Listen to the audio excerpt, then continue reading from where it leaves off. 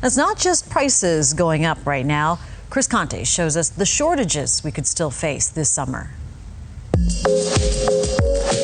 As if COVID wasn't bad enough, computer hackings and deep freezes hampered a rebound in the supply chain. So this summer we'll pay more for our gas. Chicken wings and sausages and bacon. Washington University professor Panos Kouvelis is an expert at supply chain management. He says many of these shortages will be short-lived. Because I think we understand where the shortage is coming from, and I don't think that the reasons that caused it in the first place are going to persist. The short-term shortages, the result of the Texas deep freeze and recent cyber attacks.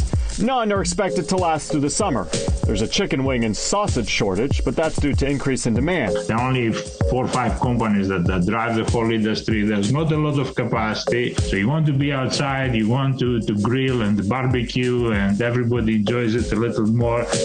And speaking of getting out more, expect to pay dearly for that vacation. Rental cars are still incredibly hard to come by. Some customers are paying hundreds of dollars a day. Because the car manufacturers, definitely, if they start producing cars, they're not going to make the cars for rental companies, because that's not the high margins for them. That shortage is predicted to last past the summer, potentially a year, thanks to a chip shortage. Kouvelis says chip manufacturers had plenty of inventory back in March of 2020, but cars weren't selling, so automakers lowered their chip orders. Computers and the consumer electronics were selling very well during the pandemic, so they absorbed most of the capacity of the chip manufacturers. Looking for new appliances or furniture? How does 6 months sound? You will wait for a long time. It has nothing to do with making the appliance. It's getting the appliance from China to you. And don't even think of remodeling right now. Lumber mills are dealing with labor issues and capacity constraints.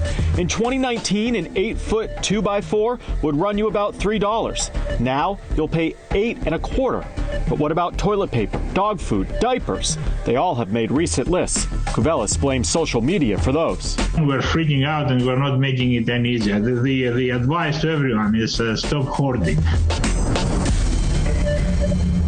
Kouvelis expects supply to be back to normal by 2022. However, he warns about any small disruption or virus surge. His advice, prepare yourself for what could be coming down the shortage supply train tracks.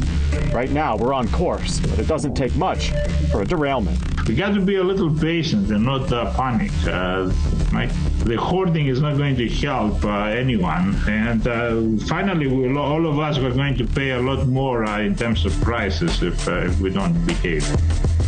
I'm Chris Conte.